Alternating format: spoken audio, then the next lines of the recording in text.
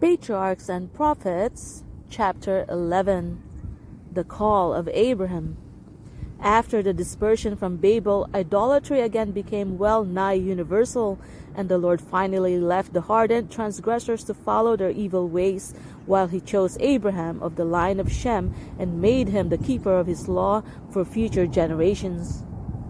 Abraham had grown up in the midst of superstition and hedonism. Even his father's household, by whom the knowledge of God had been preserved, were yielding to the seductive influences surrounding them, and they served other gods than Jehovah. But the true faith was not to become extinct. God has ever preserved a remnant to serve him. Adam, Seth, Enoch, Methuselah, Noah, Shem, in unbroken line had preserved from age to age the precious revealings of his will. The son of Terah became the inheritor of this holy trust. Idolatry invited him on every side, but in vain. Faithful among the faithless, uncorrupted by the prevailing apostasy, he steadfastly adhered to the worship of the one true God. The Lord is nigh unto all them that call upon him, to all that call upon him in truth. Psalm 145, verse 18. He communicated his will to Abraham and gave him a distinct knowledge of the requirements of his law and of the salvation that would be accomplished through Christ. There was given to Abraham the promise, specially dear to the people of that age, of a numerous posterity and of national greatness.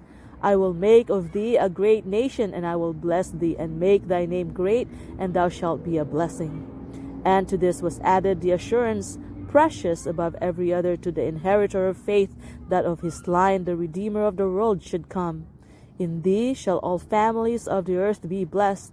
Yet, as the first condition of fulfillment, there was to be the test of faith. A sacrifice was demanded. The message of God came to Abraham, Get thee out of thy country, and from thy kindred, and from thy father's house, unto a land that I will show thee. In order that God might qualify him for his great work as the keeper of the sacred oracles, Abraham must be separated from the associations of his early life.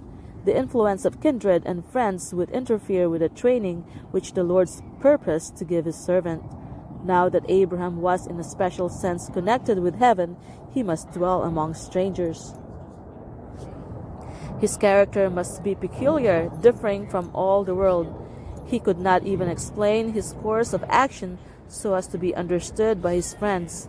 Spiritual things are spiritually discerned, and his motives and actions were not comprehended by his idolatrous kindred. By faith, Abraham, when he was called to go out into a place which he should after receive for an inheritance, obeyed. And he went out, not knowing whither he went. Hebrews 11, verse 8.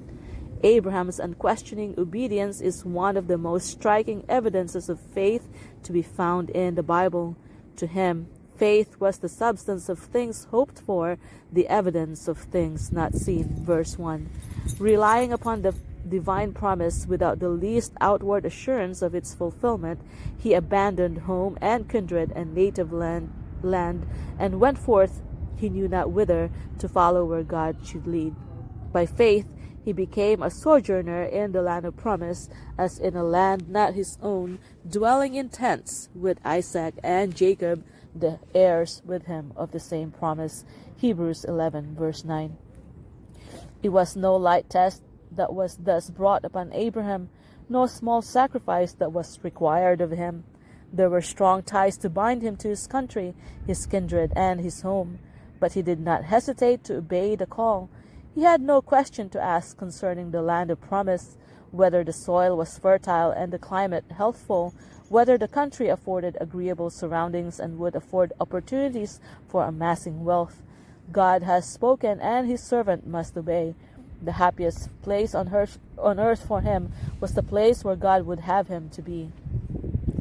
Many are still tested as was Abraham. They do not hear the voice of God speaking directly from the heavens, but he calls them by the teachings of his word and the events of his providence. They may be required to abandon a career that promises wealth and honor, to leave congenial and profitable associations, and separate from kindred, to enter upon what appears to be only a path of self-denial, hardship, and sacrifice. God has a work for them to do, but a life of ease and the influence of friends and kindred would hinder the development of the very traits essential for its accomplishment.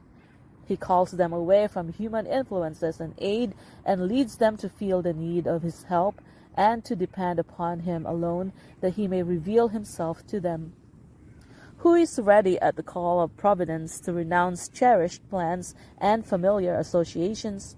Who will accept new duties and enter untried fields, doing God's work with firm and willing heart for Christ's sake, counting his losses gain? He who will do this has the faith of Abraham and will share with him that far more exceeding and eternal weight of glory with which the sufferings of this present time are not worthy to be compared. 2 Corinthians 4 verse 17, Romans 8 verse 18. The call from heaven first came to Abraham while he dwelt in Ur of the Chaldees, and in obedience to it he removed to Haran. Thus far his father's family accompanied him, for with their idolatry they united the worship of the true God. Thus far his father's family accompanied him, for with their idolatry they united the worship of the true God. Here Abraham remained till the death of Terah, but from his father's grave the divine voice bade him go forward. His brother Nahor with his household clung to their home and their idols. Besides Sarah, the wife of Abraham, only Lot, the son of Haran, long since dead, chose to share the patriarch's pilgrim life. It was a large company that set out from Mesopotamia. Abraham already possessed extensive flocks and herds, the richest of the East, and he was surrounded by a numerous body of servants and retainers. He was departing from the land of his fathers, never to return, and he took with him all that he had, their substance that they had gathered, and the souls that they had gotten in Haran. Among these were many led by higher considerations than those of service and self-interest. During their stay in Haran, both Abraham and Sarah had led others to the worship and service of the true God. These attached themselves to the patriarch's household and accompanied him to the land of promise. And they went forth to go into the land of Canaan, and into the land of Canaan they came. The place where they first tarried was Shechem, under the shade of the oaks of Moreh, in a wide grassy valley with its olive groves and gushing springs, between Mount Ebal on the one side and Mount Gerizim on the other. Abraham made his encampment. It was a fair and goodly country that the patriarch had entered, a land of brooks of water, of fountains and depths that spring out of valleys and hills, a land of wheat and barley and vines and fig trees and pomegranates, a land of oil, olive, and honey. Deuteronomy 8, verses 7 and 8. But to the worshipper of Jehovah, a heavy shadow rested upon wooded hill and fruitful plain. The Canaanite was then in the land.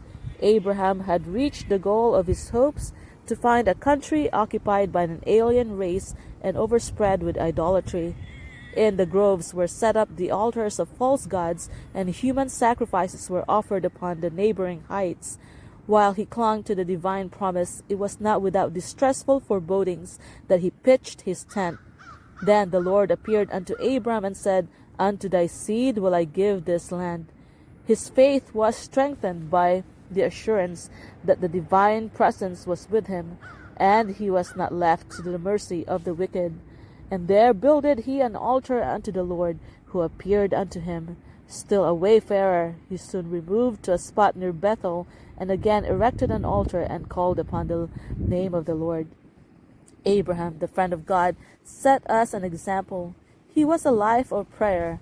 Wherever he pitched his tent, close beside it was set up his altar, calling all within his encampment to the morning and evening sacrifice. When his tent was removed, the altar remained. In following years, there were those among the roving Canaanites who received instruction from Abraham, and whenever one of these came to that altar, he knew who had been there before him, and when he had pitched his tent, he repaired the altar and there worshipped the living God. Abraham continued to journey southward, and again his faith was tested. The heavens withheld their rain, the brooks ceased to flow in the valleys, and the grass withered on the plains. The flocks and herds found no pasture, and starvation threatened the whole encampment. Did not the patriarch now question the leadings of providence? Did he not look back with longing to the plenty of the Chaldean plains? All were eagerly watching to see what Abraham would do as trouble after trouble came upon him. So long as his confidence appeared unshaken, they felt that there was hope. They were assured that God was his friend and that he was still guiding him. Abraham could not explain the leadings of providence. He had not realized his expectations, but he held fast the promise, I will bless thee and make thy name great, and thou shalt be a blessing. With earnest prayer, he considered how to preserve the life of his people and his flocks, but he would not allow circumstances to shake his faith in God's word. To escape the famine, he went down into Egypt. He did not forsake Canaan, or in his extremity turn back to the Chaldean land from which he came, where there was no scarcity of bread, but he sought a temporary refuge as near as possible to the land of promise, intending shortly to return where God had placed him. The Lord in his providence had brought this trial upon Abraham to teach him lessons of submission, patience, and faith, lessons that were to be placed on record for the benefit of all who should afterward be called to endure affliction. God leads his children by a way that they know not, but he does not forget or cast off those who put their trust in him. He permitted affliction to come upon Job, but he did not forsake him. He allowed the beloved John to be exiled to lonely Patmos, but the Son of God met him there, and his vision was filled with scenes of immortal glory. God permits trials to assail his people, that by their constancy and obedience they themselves may be spiritually enriched, and that their example may be a source of strength to others. I know the thoughts that I think toward you, saith the Lord, thoughts of peace and not of evil. Jeremiah 29 verse 11. The very trials that task our faith most severely and make it seem that God has forsaken us are to lead us closer to Christ, that we may lay all our burdens at his feet and experience the peace which he will give us in exchange. God has always tried his people in the furnace of affliction. It is in the heat of the furnace that the dross is separated from the true gold of the Christian character. Jesus watches the test. He knows what is needed to purify the precious metal, that it may reflect the radiance of his love. It is by close testing trials that God disciplines his servants. He sees that some have powers which may be used in the advancement of his work, and he puts these persons upon trial. In his providence, he brings them into positions that test their character and reveal defects and weaknesses that have been hidden from their own knowledge. He gives them opportunity to correct these defects and to fit themselves for his service. He shows them their own weakness and teaches them to lean upon him, for he is their only help and safeguard. Thus his object is attained. They are educated, trained, and disciplined, prepared to fulfill the grand purpose for which their powers were given them. When God calls them to action, they are ready, and heavenly angels can unite with them in the work to be accomplished on the earth. During his stay in Egypt, Abraham gave evidence that he was not free from human weakness and imperfection. In concealing the fact that Sarah was his wife, he betrayed a distrust of the divine care, a lack of that lofty faith and courage so often and nobly exemplified in his life. Sarah was fair to look upon, and he doubted not that the dusky Egyptians would covet the beautiful stranger, and that in order to secure her they would not scruple to slay her husband. He reasoned that he was not guilty of falsehood in representing Sarah as his sister, for she was the daughter of his father, though not of his mother, but his concealment of the real relation between them was deception. No deviation from strict integrity can meet God's approval. Through Abraham's lack of faith, Sarah was placed in great peril. The king of Egypt, being informed of her beauty, caused her to be taken to his palace, intending to make her his wife. But the Lord in his great mercy protected Sarah by sending judgments upon the royal household. By this means the monarch learned the truth in the matter, and indignant at the deception practiced upon him, he reproved Abraham and restored to him his wife, saying, What is this that thou hast done unto me? Why saidst thou, She is my sister? So I might have taken her to me to wife. Now therefore behold thy wife, take her, and go thy way. Abraham had been greatly favored by the king. Even now Pharaoh would permit no harm to be done him or his company, but ordered a guard to conduct them in safety out of his dominions. At this time laws were made prohibiting the Egyptians from intercourse with foreign shepherds in any such familiarity as eating or drinking with them. Pharaoh's dismissal of Abraham was kind and generous, but he bade him leave Egypt, for he dared not permit him to remain. He had ignorantly been about to do him a serious injury, but God had interposed and saved the monarch from committing so great a sin. Pharaoh saw in this stranger a man whom the God of heaven honored, and he feared to have in his kingdom one who was so evidently under divine favor. Should Abraham remain in Egypt, his increasing wealth and honor would be likely to excite the envy of covetousness of the Egyptians, and some injury might be done him, for which the monarch would be held responsible, and which might again bring judgments upon the royal house. The warning that had been given to Pharaoh proved a protection to Abraham in his after intercourse with heathen peoples, for the matter could not be kept secret, and it was seen that the God whom Abraham worshipped would protect his servant, and that any injury done him would be avenged. It is a dangerous thing to wrong one of the children of the King of Heaven. The psalmist refers to this chapter in Abraham's experience when he says, in speaking of the chosen people, that God reproved kings for their sakes, saying, Touch not mine anointed, and do my prophets no harm. Psalm 105, verses 14 and 15. There is an interesting similarity between Abraham's experience in Egypt and that of his posterity centuries later. Both went down into Egypt on account of a famine, and both sojourned there. Through the manifestations of divine judgments in their behalf, the fear of them fell upon the Egyptians, and enriched by the gifts of the heathen, they went out with great substance.